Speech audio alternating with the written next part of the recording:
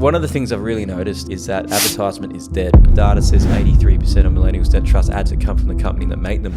Matt Purcell, the personal branding sensei. Matt is a serial entrepreneur and founder of KYU Media, Social Kung Fu, and co-founded the Business Academy with Boost Juice founder Janine Allis. The big companies still advertise for a reason, but why would they advertise when they're the number one? Because you don't need to wake up at 4 a.m. to be productive. And I really like that. So why do you think that's so important that we get that message? I just think people are obsessed with absolute, like we obsess over the 4 a.m. club, which I think is fine. I don't discriminate. I just say that you're just working at different times of the day. What is personal branding? It's your way to be able to create trust. Harvard Business Review says about 71% of people trust you. If they like you, they'll choose you over everyone else. So people don't just buy into who's the most smartest on the internet. Like I always saying, it's not about what you say, it's who says it. We're so obsessed with the silver bullet. Like what's that one thing that's just going to skip all the rest? And that's what the problem with the internet is. If you get lucky, you're terrified of losing everything you got lucky with because you have no idea how you got there.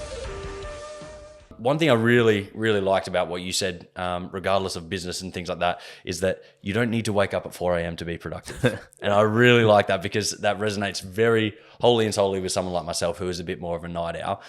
So why do you think that's so important that we get that message across to people? I just think people are obsessed with absolutes. Like we obsess over the 4 a.m. club, which I think is fine. I don't discriminate. But don't discriminate against the night owls who basically... I just say that you're just working at different times of the day. So if you're working at 4 a.m., you might boast that I'm working way before everyone wakes up. But if you go to bed at 8 o'clock, if you and I are up till midnight, then we're working when you're asleep. Yeah. And that's when sometimes creatives' best ideas come and when the free time is. So choose wise, and you could argue, oh, the science says this. Whatever works for you, bro. It doesn't matter. But I just think it's interesting people crap on... No one's really representing the night owls. Where are the night owl champions? It's always like, I'm up before the sun and I jump in my ice bath. It's like, cool, man. Good for you. I think it's like Hormozy. He talks a lot about it. I'm sure you're familiar with him. Like he's, like just wake up and get into work. If you get like, it's also, you do this routine where you ice bath, you sauna, you do this. And it's like, cool, there's 3 hours of the day done. Arguably where if you're a morning person, they're probably the best part of your day. You've now spent getting ready for the day. Yeah, and that doesn't necessarily equal productivity in that sense then either, which I'm sure you see that a lot in the more maybe corporate sort of world as well. Like you're trying to get the most out of people, and so if you're channeling this one way of thinking, it's very narrow. Yeah, very totally. Like I think people need to be really skeptical of the recipe of following. Got to wake up at 4, try it out, see what it does. But you're right, Hormozy has a point around but you're putting in the hours and the inputs to be able to get an ice bath in and do exercise and to be able to read a chapter every day, where you could have been putting that same amount of budget toward work. Yeah, it's all input output. It's interesting. So what is personal branding to you? Yeah, personal branding to me is the marketing tactic and strategy that gets you noticed today. One of the things I've really noticed even recently is that advertisement is dead. What I mean by that is it used to be simple. 5 channels on TV we used to have. 10, 9, 7, ABC and SBS, Sex Before Soccer. And then you had a few radio stations. And it was simple because there were certain primetime sports for every channel and there were certain slots that you could buy into and there were ad breaks to be able to advertise people to. And there'd be millions and millions of followers who just tune in, see Australian Idol or see The Big Winner or whatever it is. And obviously now that's changed. You got people who are paying 40% of Spotify subscribers now pay for ad-free advertisement things. Same for YouTube's going to that ad-free. Amazon Prime now have ads in it, so they're going to be adding that mid-July to be able to pay for ad-free on Amazon Prime. So where does that leave advertisement? Really? How do we... It's in a tough spot because they had millions of dollars budgeted aside to be able to blast people with their products.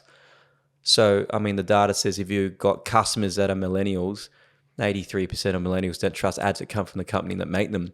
So the best play is to be able to utilize influencers or people who are experts in a field to be able to infiltrate and to best represent that. That's why you see Logan Paul's coming out of nowhere. Like in 2 years, Logan Paul's prime drink, is it prime? Yeah, Logan Paul's, in 2 years, Logan Paul's prime drink is competing with Gatorade. Yeah. and you've got Mr. Beast Festivals, which is now crazily competing with Hershey's. Is it actually? That's incredible. Yeah, it's coming for Hershey's. And you're seeing this branded personal brand alongside a company. And that's not because it's a trend. It's because what's the replacement, therefore, of these dying advertising channels? It's people are as big as at broadcast now. People are living, breathing broadcast and billboards now.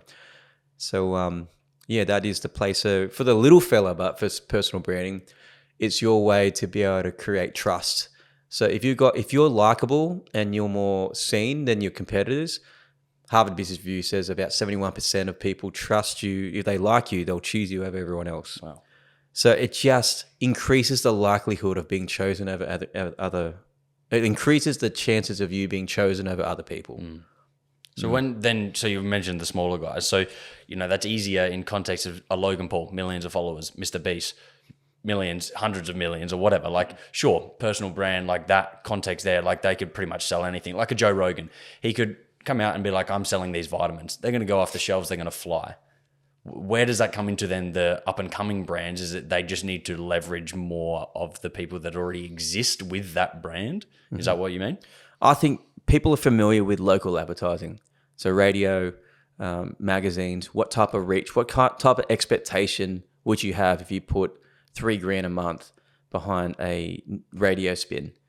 How many can you measure that? No, they can't measure that. It's a shotgun spray technique where people happen to be in their car and they do some type of bullshit rating on we reach this many people in our channel. I think if you're a local business, you got to be thinking, I don't need 5,000 to 10,000 followers locally.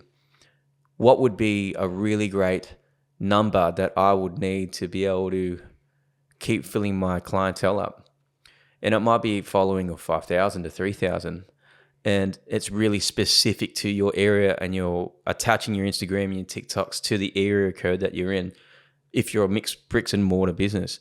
So I think it's an easy paradigm shift is just replacing traditional with personal branding with what would work. Like we just swap out the radio and print for digital. Yeah. Do you think like there's a time and a place for that at all now? Or is that like industry dependent, whether you would still look for the billboards? Because of it, like you walk out, I'm from Adelaide, there's not much advertising going on there, but you come in here and I'm walking around and, I walk through the city before, headphones off and just absorbed a little bit. And it's a thing. Is that just because those companies are just so stuck in their ways, they're just like not agile enough to shift quickly? Or is there some reason to continue to do that? Oh, there is a play for traditional advertising if you know your customer so well. We call that customer-centric marketing. So if your customer is outdoors, say if you're a cafe and you've got a lot of cafes along the highway and you're basically a pit stop, you're in servos and things like that. Billboards are amazing. They're better than digital ads for people because it's like 7 kilometers, come and stop. Great reminder. Thanks a lot. That is literally a representation of a digital ad. When you're swiping through, it's like an ad pops up. You weren't looking for it, but saying, hey, we exist. Cool. And that happens to be a good fit with you if the data lines up. So I think the big companies still advertise in these traditional ways for a reason. McDonald's and Apple reportedly invested around 2 to 3% of their top line into advertisements. Which is in the billions or the high hundreds of millions. But why would they advertise when they're the number one? They don't have to. Because they know that invisibility equals profitability down. Like we forget people so quickly. Like people forget that they are so forgettable. Like where's Katy Perry? Where's X actress now? It's like, well, they only did a movie 3 years ago, but they're like so yesterday. Because there's stats that even suggest that we forget celebrities in 2 weeks. Well, so can you imagine like how many times do we need to remain in people's consciousness to be considered being chosen? So the big brands do it for a reason. So therefore, the question isn't should I invest? The question shouldn't be where should I do it? It's like no, you should bloody do it, and you need to choose what channels your customers are in. So with the personal brand, like say I know you've talked about like. The CEO, his name's flick my head. CEO of Apple at the moment has more followers. Tim Cook, has more followers than Apple the business does. Does that personal brand that really stands at the front need to be the CEO, or does it need to be a sole person, or could it be a group that are just filtering throughout the whole system? There's a couple of plays here. So in personal branding, okay, if people are demanding a real person at the front of a company, you can be the founder and you can definitely stand in front of it. The founder will be probably the most committed and the least likely to quit. And they might not be marketable, but here's what I think. Most of the best experts aren't known at all. We actually haven't heard of them yet because they've been too busy for years, and I don't blame them, going, I don't want to stand in front of freaking TikTok and do a dance or whatever you want me to do. Like, what the frig? Like, I just want to be a good business owner and get my job done and just let my actions speak. I just want to be a freaking good business owner. I get that. That's really true. Most Aussies are the same. It's like, you don't walk up to the average Aussie in the street and be like, hey, justify marriage. They're not going to have a good media answer for you on the spot. They don't have to go home and think about it for an hour. Go, I think marriage is... We're not ever asked to justify what we do until now. So the business owner might be the most qualified, most experienced, have the most wisdom, but they're least marketable because they're awkward. They haven't done the reps. So the other option is so we train them. Like I help train them. I help find their story. I help, get a content plan together so they don't look like a dork. And the second one could be, you could choose, like these other businesses, to partner with, do a rev share or something with a key person of influence who fits your bill, your business really well, who is like the chief content officer for your company. Mm-hmm. So it could be equivalent to the Michael Jordan for the Nike. So if you're an accountant, it could be, who's the accountant of accountants, or who's a wealthy, successful business owner in your city who's a client of yours, where you could do a referral deal. So anyone that comes through with your code, I'll give you a kickback as a partnership for this. But you got to promise a piece of content every month.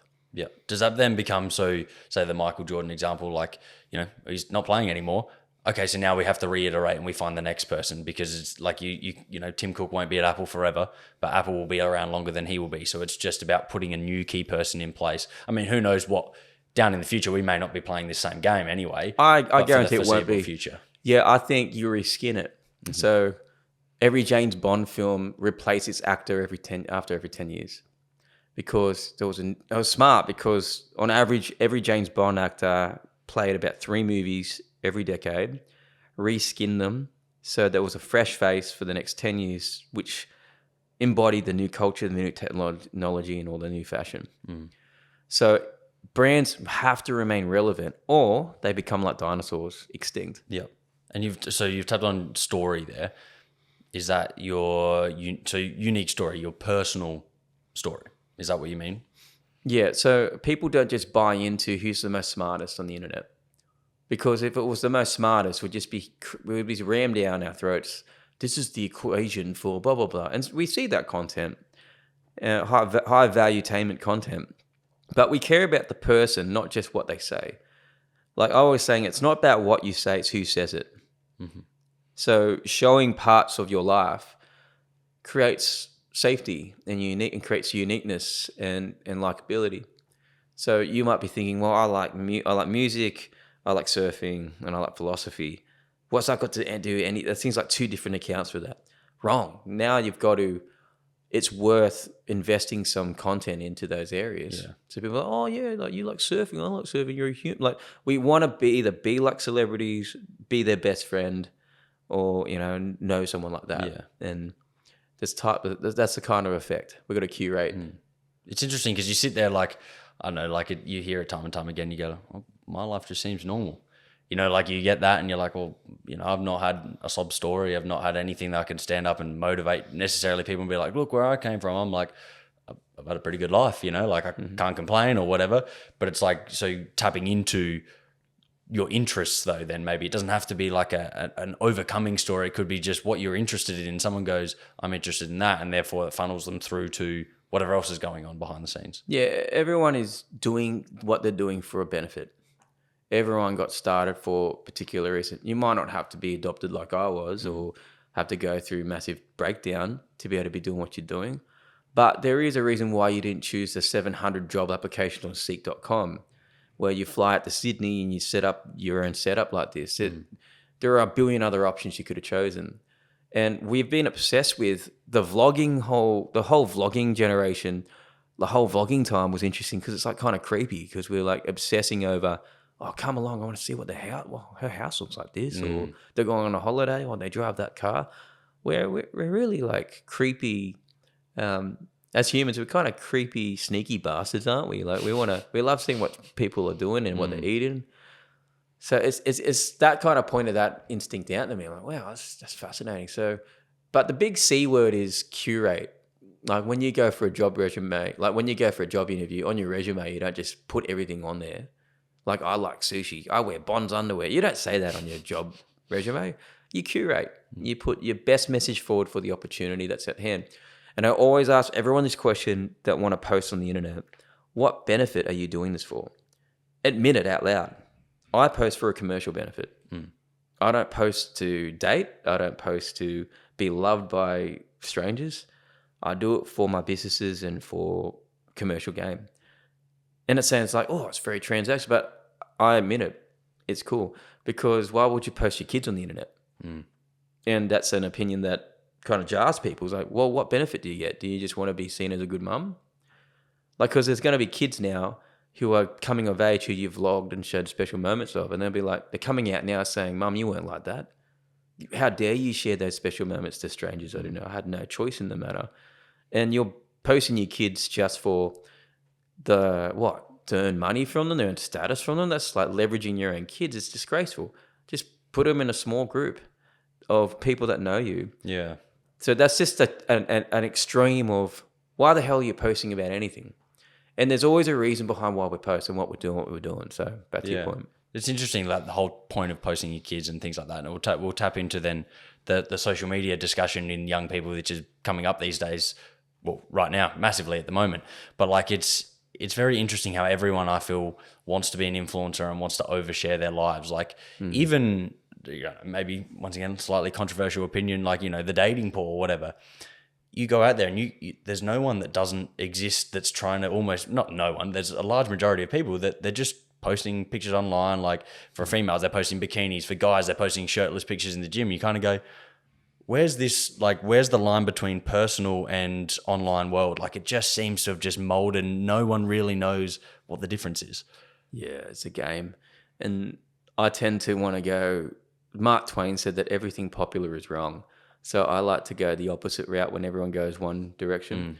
So if everyone's going on the online date scene, I crave to just go in person because it's the bar to stand is so low.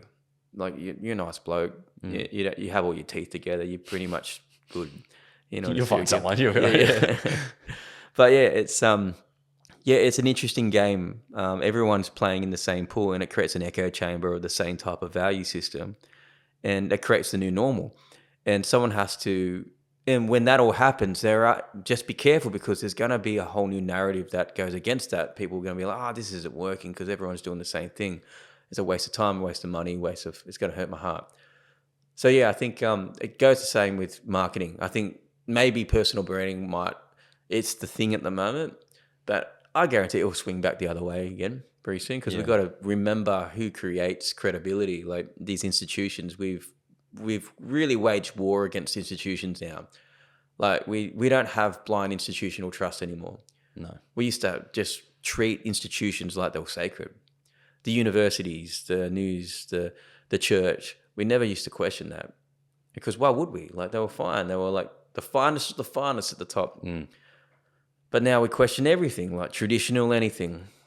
So we've almost gone backwards in the name of progression to say, let's just throw the baby without the bathwater. Do you know where that term comes from? No, I don't. Yeah, have you heard that term, don't throw the baby out with the bathwater before? Yeah, I have, yeah. Basically, back in the day, you'd share bathwater. Yep. So the father would do first and it goes back to the youngest. So don't throw the baby out because the bathwater is dirty because of the people who were in it before. Interesting. Yeah, so I guess like and then that, the shift that we're seeing in what personal branding is and how you think, times will continue to change. I've noticed like a few of the guys on, say, like a YouTube sort of thing, the up-paced, fast sort of editing is disappearing a little bit as well. Like people have woken up to that. They're like, I'm kind of sick of this. Like it's mashing my brain. I'm just scrolling. I'm doing this. Every second post on Instagram is an ad anyway. So what's the point? Go and watch a long form video. Do the whole personal, get to know someone a little bit more. And that's the people that are starting to really stand out a little bit more as well, I think. Yeah, depth. Yeah, we live in a fast-paced, fast food, fast content consumption. So people at the end of the day want to know, how is this going to create value? Because value is either defined as you're helping me survive or thrive. You're going to help me get to where I'm going on the highway faster. You're going to help me avoid get a flat tire. Yeah, so you need, and people in long form, I think long form is the gateway to ultimate trust, because the idea of the 7-11 principle, which is like you need at least 7 hours to be able to become an acquaintance with somebody. And your brain can't tell the difference between you spending time with me in 7 hours in person or via a podcast. So by the time, this is why I say personal branding increases the likelihood and chance of a sale, because when you've spent time with somebody through online, through content, you're familiar with them. And when you're familiar with people, you tend to overlook a whole bunch of comparable things compared to other people. Yeah, which is you do genuinely feel like you know that person even though you've never met them before. Like here we are sitting today and I'm like, I feel like I kind of know who Matt is because I've gone through your content, I've researched you, I've seen you. And that's the same with like why, the celebrities, like you're saying, you feel like they're almost, a friend might be pushing it, but some people would go as far as that, as to say, I know this person, they're kind of like a friend sort of thing. Yeah. Because you've seen so much of their life, but then you go meet them in person, you're like, oh, and they're like, who the hell are you? Yeah. Like it's only a one-sided sort of friendship. Like it's really strange. Yeah, it's really strange. A lot of celebrities have that story. So I've got to spend sometimes a while to get them to realize they don't know me. Yeah, it's a weird unwind sort of thing. Let's start from day one and then go back in from there. Now you may have mentioned it there. It's not what you know, it's what you show as well. But then in the context of also, so you've got a lot of people that are the very knowledgeable people that we may not know who they are, versus maybe like Andrew Huberman, perfect example. Like he's put himself out there. He is the guy in that sort of health realm, I guess, the biohacking, all that sort of stuff as well. How does what's more important though, the knowledge or like the people seeing you as that figure? Yeah, I say that your knowledge could be here, but if your content's here, people are going to judge you on this. That's what I mean by it's not what you know, it's about what you show. And we all know a talented mother trucker who lives under a bridge who can sing better than Guy Sebastian, but they're not known. Yeah. And that's the big problem. You're only not successful because of 3 reasons. One is you're not known enough, you're not good enough, you're not clear enough. Simple as that. Yep. Most people aren't known enough. They're not marketable. They crumble on camera. They're not doing enough in that area. It's simple as that. It's not, IQ doesn't make you better than everyone else. Like IQ alone, talent is never enough. One of my friends now did a strategy for them recently. She's a big commercial lawyer and works with the big stars to be able to do the deal with a star in a brand. So like Subaru and an artist, or an actor with a Logan Paul with a brand. And the metrics are very little for that. Like you don't have to have the biggest followers. Influencers with more followers than these stars now. But it's actually the quality of their brand. It's a combination of brand, personality, and their talent and their savviness that gets them chosen. It's not just about followers, because you can be relevant but not credible. You could have 1 million followers but no respect because your name doesn't carry any association to anything that's good. So there's also followers out there, like particularly a lot of girls who flash a bit or guys who flash a bit. It's like your name is associated with a whole set of things that you post content about. So truly, what value do you have for a brand? Okay, what kind of audience do you attract? There's actually a lot of females that I've worked with that are very attractive, but their target audience might be beauty and all that, but majority of them are men perving on them, not girls that would want to buy from them. So is that something Vivian, I think it was, I might butcher his name, Sean Fifth, I think he is. He actually, with Logan Paul and KSI, he works with them on, I think with Prime and other things as well, and like Iman Gadzhi, all these other guys. And he says he will not work with someone unless like something crazy, like 80% of their followers are the same gender as they are. So because he looks and he goes, well, I know that because I'm not sure if you're familiar with him, I may have butchered his name, which made it harder, is that he kind of takes on the influencer or the creator and he builds the business for them. They take about 20%, the creator takes about 80%. So say for an example, guy Mike Thurston, fitness creator, he's got Thirst, he's got like shorts, like boardies. So if Mike, all of his 1.whatever million followers were 80% women, why would he do boardies? And because he's got skin in the game, because they're getting 20% commission off of the sales, he's not going to work with someone if they're skewed the wrong way against the product. So it makes perfect sense. Like, so to look into that a little bit deeper, simple question if you're going to work with someone is, show me your following, like the percentage breakdown on Instagram. Let me see where they are. It's very, very clear. Like what you got to be in business, you have to be customer centric. So if you are like back to our first point, like one of our first points is if you're going to choose somebody to work with and partner with, like the example of Nike and Michael Jordan, Nike were at the time not in the basketball percentage of sales. So it was actually Converse, believe it or not, and Adidas that were the top two people. So they had and they had a budget that spread across these B and C players. And this one talent scout, if you've seen the movie, which is based on true events, spotted Jordan and put all their budget, that's across many of these B2C players, into him. And the rest is history. So like $120 million, I think, dollars in the first year of that. And that was just basketball. So his following was just basketball players, not 80% women, 20% basketball players. So that's why you've got to be real. But that also shows the pros and cons. A pro is if a person has 80% basketball players and you go all in on that, there is a guarantee you're going to get sales. But if you have the flip side of that, even though they got a lot of followers, the quality that you really got to look at the 20% of the following and be like, yeah, wow. So branding is about associations. Yeah, it's part of like easy to see the male and female analytics on Instagram or things like that, but the basketball a little bit harder to see. Is that something you just have to be really good at analyzing yourself? Like you're reviewing their content, maybe going through who's commenting, who's interacting, who is this person really reaching? Like how else are you supposed to figure out some of those things?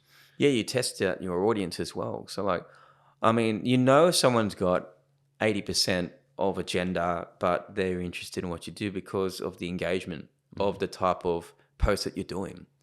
So if you're an accountant and you're talking about case studies on how to save tax and stuff like that, and is getting wicked engagement and comments and things like that, or you test out your audience to be like I did. I did 3 events around Australia to see who would come.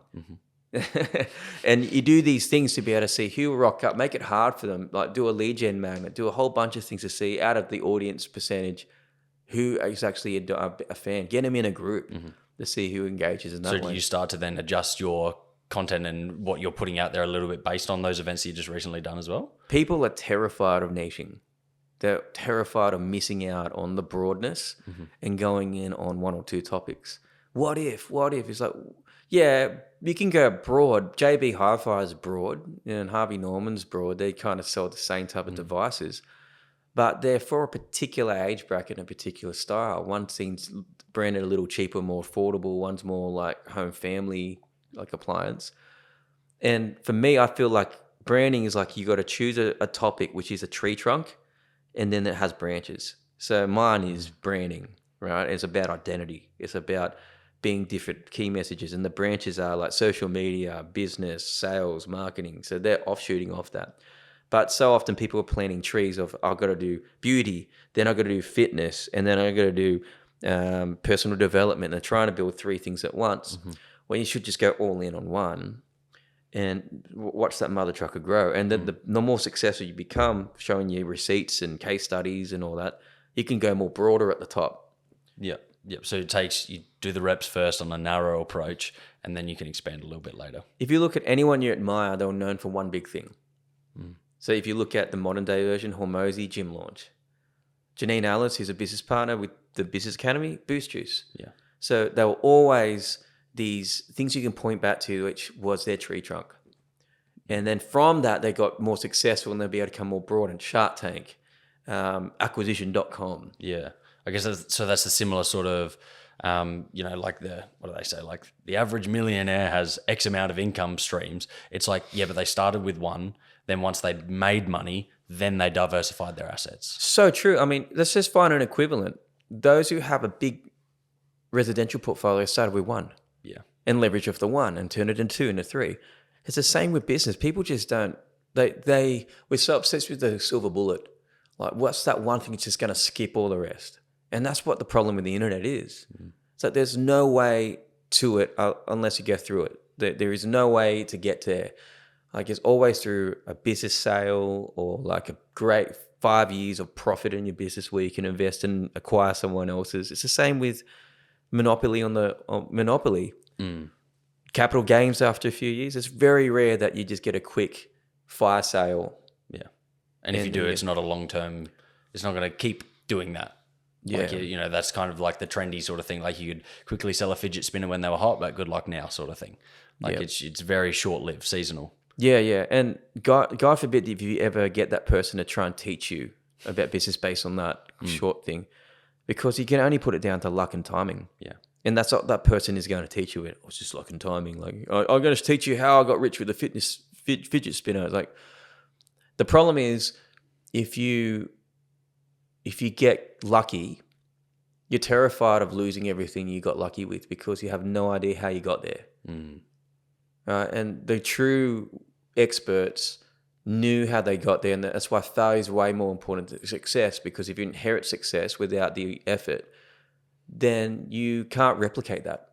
You can't teach that. You don't actually have a right to talk about it because you are the blind leading the blind. And when shit hits the fan, you're worse off because you're making everything worse because you don't know what to do. Yeah. So that's why like the concept of like deliberate growth is so important, so you can actually measure what got you to that next level. Whereas if you're kind of like, oh, wow, our business is just doing so much more, but you have no idea where, you either one, can't replicate or continue to make that occur. Yeah, people just don't understand what hard work is these days. I understand, like, they'll offend people. Be like, oh, no, I'm working my ass off. I'm standing up at a retail job right now. I was like, yeah, don't confuse. There's hard work and there's hard work. It takes about 10,000 hours to become a master at something, apparently. Let's just use it as a metric. How many years does it take to become 10,000 hours as a master of something if you did it for 8 hours a day? 3.5 years. So it'll take 3.5 years doing it 8 hours a day to become a master at one thing, whether it be digital marketing, singing or playing the guitar.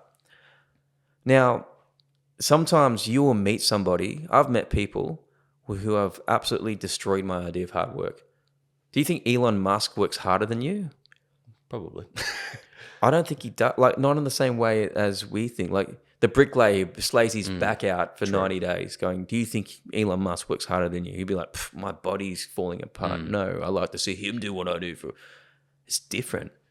It's completely physical different. hard versus like the mental hard. Like you can't, it's pretty hard to measure like the stress of making sure that company stays afloat versus the physical stress of a laboring job as well. Yeah, it's time arbitrage. So like if I'm trying to get rich through bricklaying, which you can become very wealthy, but how long will it take? What's the runway if you get really wealthy as a bricklayer? You're going to have to own the bricklaying company, and you're going to have to learn to go through the levels of being the bricklayer, then managing yourself, having it under management, having people achieve things through you, not by you, getting to the point where it's running. And you're casting visions and thinking in 3 months and 6 months and 12 months, not being in one of the bricklayers.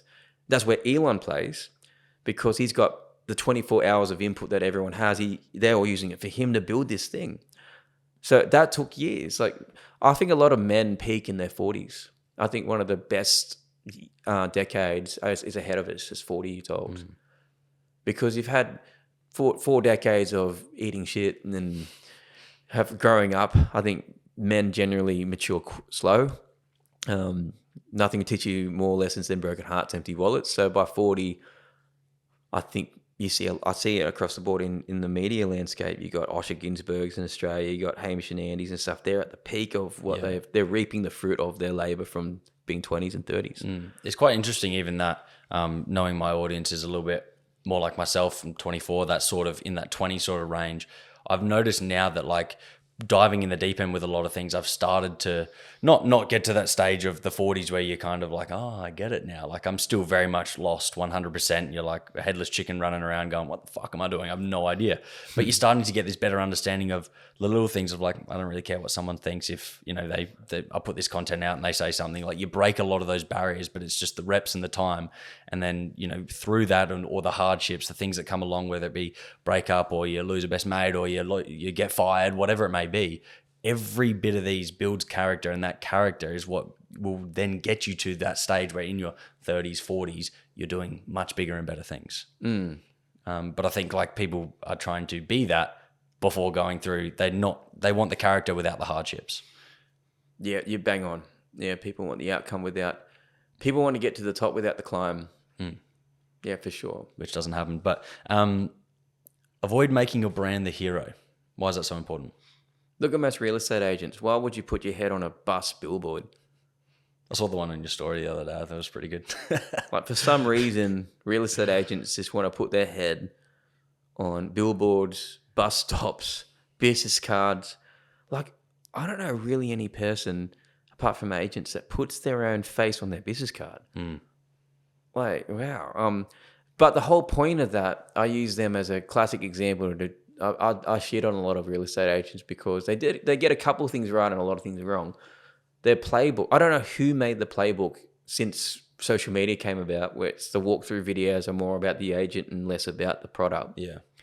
But that's what a classic example of the hero is. You make yourself the hero of your own story, which means people think you're a wake-up. You're making it all about you and not about the problem you're solving and the benefits that you can be providing people. So that's what real estate agents do. What real estate agents do really well is they get their touch points up. They invest a lot of their cash into marketing.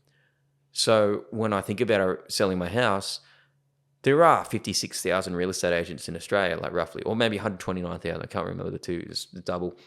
And there's only a few that come to mind. And it's probably people that it's not necessarily I like them, it's just because they're always in front of me. Yeah, you got something a letterbox last week and you're like, oh, there you go.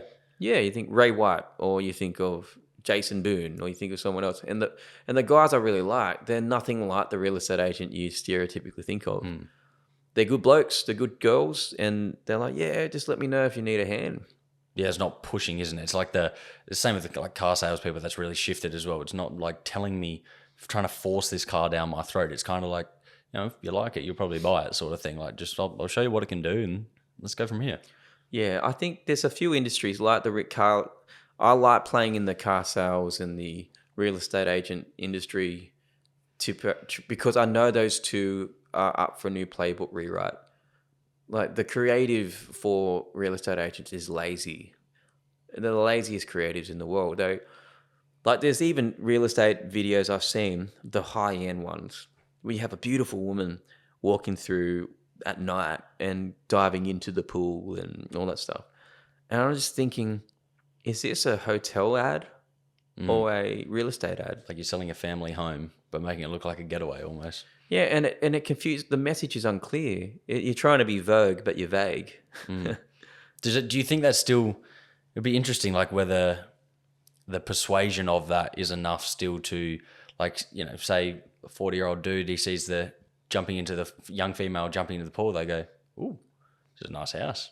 If that's what happens in the back of this yard, like, this is pretty cool. And then that's enough to get them through the door, or is that's enough to get them to want a tour, but then after that they realize it's not what they thought it would be as well? It's got to be the point where, as I've seen ads where it's at the point where you're not sure if it's for sale or not. It just looks like you just book it to be able to have a holiday. Yeah. It's interesting because I know one of my mates is a real estate agent back home for Noakes and Nicholas, I believe. I haven't butchered that. And none of their signs have their faces on it. None of their signs. And it's really interesting that because, and I don't know whether it's so the hero, you're not making yourself the hero of the home sort of thing there, but also because as much as we don't like to be judgmental people, we are. So you may look at a face on that and go, nah, that guy just looks like a toss. Yeah. And that's enough to write it off because of what they look like. Yeah, exactly. Yeah. We feel the same about, what do you feel when you see your politician on a sign? You're like, here we go. Yeah, and you feel like, oh yeah, it's that time again. Okay, it must be that time again. Yeah, shove it down my throat, no worries. But I feel a little bit less hostile toward the politician because I guess I've been conditioned to think, well, that's their play for a certain season. Like, it's not billboards all year round for the politician. I just get reminded, it's Christmas time for them soon. They're going to get votes. And I guess we got to trust the leader. But real estate agents aren't leaders in their city. They're salespeople. And I think they're selling themselves like politicians do every day on everything. I'm just like, what are you doing? So the principle of don't be the hero of your own story is don't make the whole narrative about how good you look, because no one's going to share that except your mum. Like, the whole art of being shareable is to not make yourself look good, it's to make you look good. The reason why I share a quote from you is because it makes me look good to share it to my audience, because what you said somehow is more articulate than what I could say. And maybe your success I associate with that because I'm in alignment with that. Like a Jordan Peterson quote or something, like whatever someone might share that's totally not who they are. It's like, yeah, I agree with this person. It's never about you looking good. It's about the person sharing it because they look good, either through entertainment reasons or inspiration reasons or whatever. So how do you remain consistent with, like, say, the messaging and things like this? So as a business grows, it's not just me doing all that work. Maybe now there's 3, 5, 50, 100 people. How do you ensure that the messaging is consistent on all of this, the branding? When you're working in an organization, there has to be a unison of singing the same song, but you're all the same type of genre of musicians. Like one real estate agency that's doing really great is White Fox, which is Marty Fox, good guy, and he's classy and stuff. But you can see they're in unison together with how they create their message and all that. It's slick, but informative. They have enough of their face in it, but not as much as a typical group. So I think if you get given the same genre and given a bit of liberty to be able to attach your own case studies to it, the big C word is contextualization and personalization. Like, you're not plagiarizing each other or copying each other if you're talking about the same topic, if you actually personalize it, because it's actually your same learning. It's your learning. It's your experience. No one owns the topic. So then I think you've mentioned as well with, like, you worked at Lexus and they had the massive, like, 200-page branding book or something like that. Is that what, you start to play as the company gets bigger? You really have to, yes, let people do their job, but also tell them this is what we do. Yeah. All companies when I worked on a Lexus campaign, they gave me a 200-page document, and it was like a Bible, had Japanese philosophy and diagrams in it. And I'm like, what the hell's this got to do with, like, this campaign we're doing? And basically they said, like, listen, if we don't brand ourselves to you, then you're going to brand us for us. And that might completely be off. We're the number one car sales in Australia for a reason. So we know who we are, we know who we aren't. So stick within the boundaries and have creative limits within that. Yeah. And I'm like, cool, that makes total sense. You can still be edgy within that or not, but it has to be deep and it has to be true to its values and things like that. And I think most companies, most countries, most clubs in football or anything have a spirit. It's a culture. It's a way of, this is not who we are as an Aussie. Yeah. This is not who we are as the NRL footy team. I guess that circles back to the personal branding thing, like you said. So we know who we are and we know who we're not. Say, take Facebook for an example. Mark Zuckerberg, no one really know who that guy was for a long time. He was the alien, he was the robot, he was the this, he was the that. Now he comes out and he goes, this is who I am. And the importance of, because if you don't tell that story, the public will. And you don't know what they're going to make of you. And it may not be what you want. Yeah, I think if people are considering putting themselves out front of their business, I think there's a few things. One, you're lending your story to your company. And sometimes that can put 50 years in front of your company. Like, I've been in this industry for 50 years, for 30 years, and I've seen a lot over that time. That creates a distinction straight away from the competitors. Because amount of years, interesting. Family-owned business, interesting. And you keep chunking down. And you've got so many stories that, the beautiful thing about stories that people don't actually articulate very well is that they're original IP. Their original IP. So people say, you just got to be a good storyteller. Yeah, thanks, Captain Obvious. But it's about story gathering first. So my 3-step process for becoming a good storyteller is be a good story gatherer. Ring your mum, ring your spouse, ring everyone you can and ask them the question, when did I stress? What was a project that I really tirelessly worked on and it failed? And what was the project that really changed the game for us? And what learnings did we learn from that campaign? And you've got your gathering. Then you go story craft. And then you're creating that story, you're putting it to a point. What's the learning from that? What's the debrief? What's the whole structure around it? And then the story tell, which is, do I do this through video? Do I do this through written? What's the mode of transport to be able to do it? Because most people are awful historians of their own story. And when you don't have your own history to use, then you're just talking in generalities. Mm-hmm. You're talking Captain Obvious statements, and that makes you generic. That's the definition of generic, is like you pretty much are the median. You're just repeating an echo chamber of what? Just a sense of logic, which is fine, but there's no distinction between you and anyone else. Anyone else can say the same thing as you. So the only thing that's going to make you different, one of the sure things, is your own experiences and the experiences you've witnessed of other people, and in and out. Which is a hard thing to sometimes break down that barrier, because the ego probably gets in the way, because you think that people wouldn't be interested in that story, or you don't think that's the right story to tell, so you twist it a little bit and then they get the exact same thing. Yeah, people just need to get out of their freaking heads, because when you don't make yourself the hero, you make yourself of service. And you're looking at all the things that cost you the most, and you say, please, just if you want to avoid losing this to the ATO, listen to me, right? Like, or if you want to learn how to, not to fire somebody, I'll tell you a story about something. Like, that's all helpful stuff from your own book. So don't get in, is this relevant? Is this not? It's like, no, just gather as many as you can, and then look at your customer-centric approach and go, would this serve my audience? Yeah.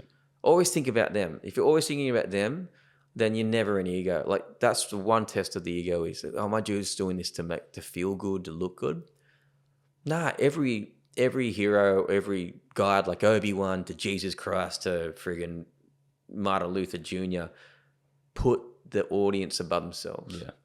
Is that the danger also of playing the generic game and not telling your story, is that you start to step into places you've not been and try and guide people on things you don't actually know that well?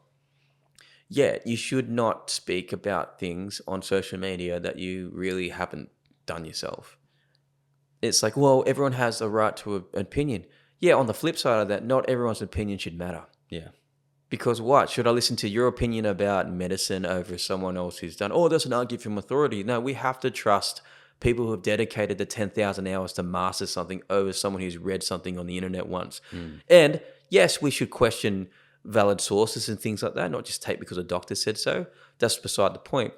But it's to say that you carry more weight when you've actually done the work. And if you haven't built the house, then don't talk about building houses. Don't teach about it. Like, the Bible even talks about this. It warns in its doctrine, teachers will be judged more harshly than anybody.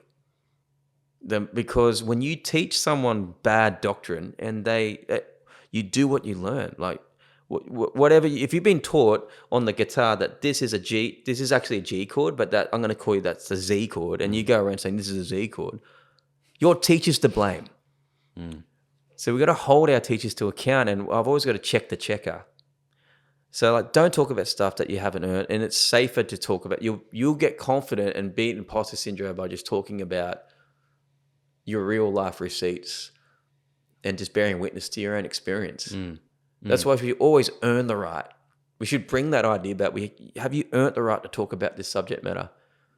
It's interesting because I always 100% agree. Like, it's, the walk the walk thing makes a massive difference. But I always ponder the thought that Usain Bolt's coach wasn't faster than him. And so it always leaves me in this like space of like, there has to be, surely there's some leeway where it's like, he may not have even been a top level sprinter himself, his coach. It's like, so where does that line get crossed where we can't get too rigid with, oh, but you didn't do the thing, like, or you're not a millionaire, therefore I don't take advice from you, and all these sort of things. It's like, that doesn't mean fully that the advice is not reputable either. Like, say, some people, I wouldn't take financial advice from someone that's broke. I'm like, well, maybe they have the world's best financial advice. They're just a gambling addict and they throw it all away. Doesn't mean they're not going to help you make a shit ton of money because you don't have that gambling addiction that makes them lose the money. And I don't know. I just always ponder that thought as to where that line is. It's not apples to apples. So like, I don't have to, if I'm the best golf player in the world, I'm Tiger Woods. I'm not going to just go, hey, I'm only going to listen to a coach who can drive further than me, because that's not what a coach is meant to do. A coach's role is not meant to like play against you. It's about the experiences and the science and the strategy that, because sometimes, here's the big thing to your analogy. Steve Smith, right, might not be a good coach because he's obviously a freak at what he does. He's a talented guy. Sometimes naturally talented guys, and they train a lot, but like when you meet people who have a natural gift, they don't necessarily know the mechanics of what makes them good. So a coach, typically the best coaches are the ones who have had to flip and deconstruct everything and can analyze everything and go, I don't have to be as good as you, but if you move this and this here, it's going to improve you by 15%. Yeah. Why is that? Because I've seen it work with several other things and you're making that error. Try it. So I don't have to outrun you to be valuable to you. So it's not apples for apples in that way.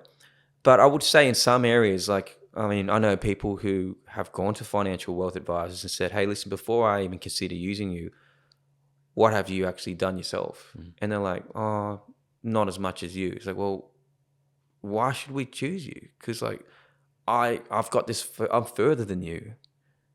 And so this is the tension of what the internet is full of is, will there always be someone more? Does this mean I shouldn't talk at all? And some things is, no, be honest with where you're at in the process. That's the answer to this. It's like, don't say you're at 7 figures when you're at 6. Don't say you're at 8 figures when you're at 7. Just don't lie. Like, that's one of the rules is do not lie and be like, listen, like you could just say, I'm on my journey toward building a brand and I'm interviewing as many people as I can to be able to shortcut the learnings from it so I don't have to experience the same pitfalls. And what I've learned from interviewing 30 people so far is this. That's true to what you have weight to be able to share because it's your own experience. It's not just something you're regurgitating from other sources. Like I sat with these people. I've flown to every state and sat with them. And here's the book of quotes and things that I best took away. If you want to have it, have it. Yeah, interesting. So then referring back to my Usain Bolt example, just to keep it consistent, the coach isn't like when you would say I wouldn't take advice from him, was it's like he's only coached like 6-year-olds or something like that. He doesn't have to be the world's best sprinter, but likely he started coaching juniors, then he started coaching some more teenagers, then he started coaching semi-professionals, and he made his way up in that way. It's not that he had to be the apple for apple. It's the fact that he still walked the walk, but I don't have to walk the same walk as the person I'm teaching necessarily. Yeah, I don't have to match his level of ability, but there has to be some type of potential or results to point back to that. I'm not as fast as him, but I've made people measurably faster than where they're at. I've helped with my advice 3 athletes break their personal best. And why would I have to run as fast as them to do that? It's just a silly metric to be able to go there. Like coaches are generally chosen for experience, not for relevant talent right now. Yeah, it's good because I know like that's a topic that people get very, I feel like rigid in their statements of how they portray that. So I wanted to kind of break that down a little bit and kind of express it because I think people do get very in that apples for apples approach and they go, oh no, I'm not taking advice from you. And so it's nice to clear that up so people can have a better understanding of that as well. Now we touched on the social media side of things and I saw an interesting point you made on it and, you know, people in Australia, especially, they're trying to increase the age that young people can use social media. And you were a little bit like on the edge of that, thinking that maybe it's more down to education, if I've got that correct. What's your take? Yeah, what do you see the solution for that being? Yeah, Albanese is on this. I think Albanese's on the. Yeah, I think. Let me just say it again. I think Albanese is doing the blanket agreement of, yeah, we should increase the age limit of social media from 13 to 16. How on earth are you going to enforce that? The only way you're really legally going to force that is to make sure everyone's ID is validated, which no one wants to do because you have to literally get all the 16-year-olds to submit their L's license or some type of identification, which is a whole bunch of privacy issues. Or secondly, even if you do 16 plus, kids are already faking their age. And the real issue isn't like the age bracket. I could argue, yeah, let's go from 13 to 16, sure. But you're not going to enforce that. Really, you're not going to really do that. 2, schools and parents are the ones we need to look at. Schools still, private schools are allowed to do a little bit more than public schools. Public schools have more of private schools have a little bit more leeway with their rules. Some still allow phones usage in school. I'm like, a good blanket rule is just to get rid of phones in school altogether because it eliminates the threat of privacy being filmed in bathrooms and a whole bunch of bullying and stuff. And we know that if kids do it, they know the consequence. Got it. But parents need to be able to look at themselves in the mirror and say, who's the boss here? And I did a TikTok and it went kind of south a bit. Well, I just said parents are wimps. And what happened to the old school saying of it's my house, my rules? And people are like, oh, that's so dictator. Like that's my way or the highway. I'm like, the pendulum swing is so far to being your best friend as a parent now that you're asking your kid, hey, do you want to have vegetables or not tonight? Or do you want to wear anything in the cold weather or not? Oh, natural consequences. Still learn through sickness. No, they bloody won't under the age of 10. It's just stupid. It's neglect, not actual parenting. And I'll call anyone out who thinks otherwise. Natural consequences is great when you're a bit older. It's like you drink too much, you know you're going to feel sick. It's dumb. But there are some things that are addictive and bad that you should not let your kid choose because, the fear is this. My parents raised me in a generation was my rules and you're not allowed to have any choice and made me to resent them. I get that. That's not cool. Being a dictator is not cool. But at the same time, the role of the parent, and it comes back to social media in a second, is that if a phone is given to a kid, that should be considered a family device. Much like an iPad can be a company device, but you get to use it as long as you're with the company. But it has to be used for certain things, and there are certain policies around that. So this family device, we're not going to use it X amount of times a day, and we're not going to use, if you do something wrong, I'm taking it off you. A lot of parents don't have the guts to do that. And many of them might say, Matt, you don't understand, like, I have not done anything like this, so putting this in play now is going to be ridiculous. They're going to punch a wall. I'm like, they will punch a wall. But is it going to be, will you be willing to be hated for 6 months and save your kid's life potentially in the future and be respected later in life, or be their best friend and then grow out to be a monster and addicted to this thing? So it's controversial a bit, but I think the onus is on parents. Parents should be delegating their role to childcare or to schools or to the government to tell them the age limit should be this. It's like, a familiar comparison is, do you decide what shows are appropriate for your kid? You should. You would know that. You'd be like, my kid, even though he's old enough to watch that, I don't think he would be able to cope with that. Most parents don't have that same instinct with social media. Yeah. You wouldn't let your kid hang out with strangers in the street or at the shopping center. Why would you let them just be on the internet with God knows who? It's just like, no one's talking about it. And I don't post my private life and all that a lot. But I'll tell you what, I'm much more qualified than you think to be able to speak on the matter. Because I've had youth centers and helped 600 families a week with NDIS backing. I had parents been throwing their kids at me saying, fix them at all ages. And I'm like, I got to fix you. And I've seen the consequence of neglect. Yeah, I guess it's a accountability of why that child is the way they are and acting the way they are or responding to this stimulus the way they are is just been handed to them early. But I just wonder as well, like, it's the age, whether even, because say, what was it, Facebook 13, when you're 12, you're trying to get it. And it's like, if that age moved, there might be like a few years, let's say, where there are people that are still way younger than that age as well. But to me, like, I didn't consider trying to get Facebook at a younger age until I was 12 because I was so close to being able to have it. So I just wonder whether if it was older, I wouldn't consider trying to get it at a younger age. So cool, I might get it at 15, but it bumps it up a little bit as well. And because I completely understand, like putting that responsibility on parents as well. It's like, but we don't necessarily put that responsibility on alcohol and making sure that, parents, you should understand that your kid probably shouldn't drink till 18. It's like, no, there's a rule there. Driving, there's a rule there. There's some things. I just wonder whether like it's not just from because your context of the bullying and things like that as well. It's like the texting and things like that are going to occur regardless. I wonder whether the danger of just the doom scroll and things like that is more the thing we should be focusing on, not the messaging between different people. Yeah, the idea, there is an opinion of it's just going to delay the inevitable for another 3 years. So like if you want to increase it from 13 to 16, well, that would inevitably delay potentially those things happening at that age. But it doesn't solve the problem if we're not actually educating through that time once they get it. It's still like if there's nothing that changes, but we're just delaying it, then it's just going to be the same. So it almost needs to become something that within schools they have those, I don't know, class of some kind or something as well, because we all know we probably can't just throw the full responsibility on parents, because we all know some parents that wouldn't give a shit about it. So it's just such an interesting topic, because with movies, like we don't expect the school to educate kids on what movies are suitable or not. True.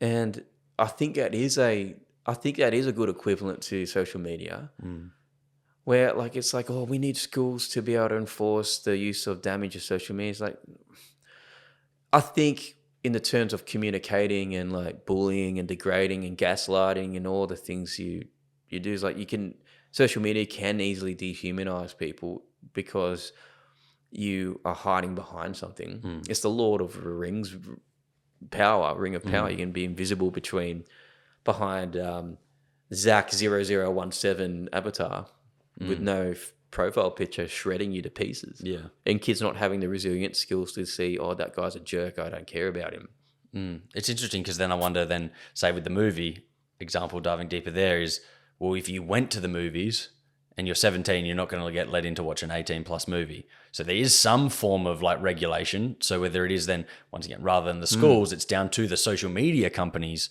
to do something about it as well. It's like putting the responsibility on the people that are putting that stuff out there.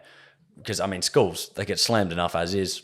They probably don't need to be trying to take on more and more. They don't. Yeah, I think my big solution for the social media thing to close it would be consider what YouTube has done with YouTube Kids.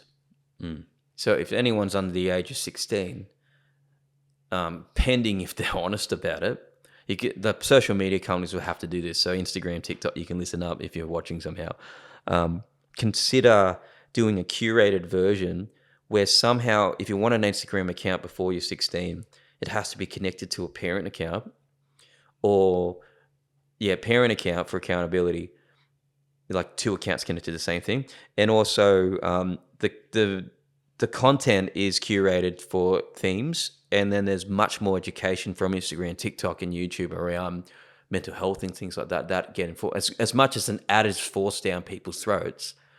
It could be the initiative of social media companies to be like, listen, here's a skit that cleverly these influencers have made to say, don't be idiots to one another. I think it's like could be wrong here, but I believe like TikTok China or something is a much more educational sort of platform than the dancing that we get in the Western world. And I wonder then whether, to your point there, the perfect example, 13 to 16, let's try and like just give them some educational content. They're understanding how to use social media. They're fiddling around with it. Maybe they can post videos, but just no one sees them. So they get to learn how to create content, because we know creating content is definitely a place to make a lot of money and have a very successful career. So for trying to get kids away from that completely is neglecting a very important skill in the modern day. So there's that nice combination of a bit of everything there as well, without the likes, the comments, and all those things floating through the screen. That's good. Excellent. All right. Well, we might wrap things up there, Matt. I really appreciate your time. There's lots of value in there for everyone to walk away with. So thank you very much. No worries, Rod. Thanks for having me. Thank you. Cheers.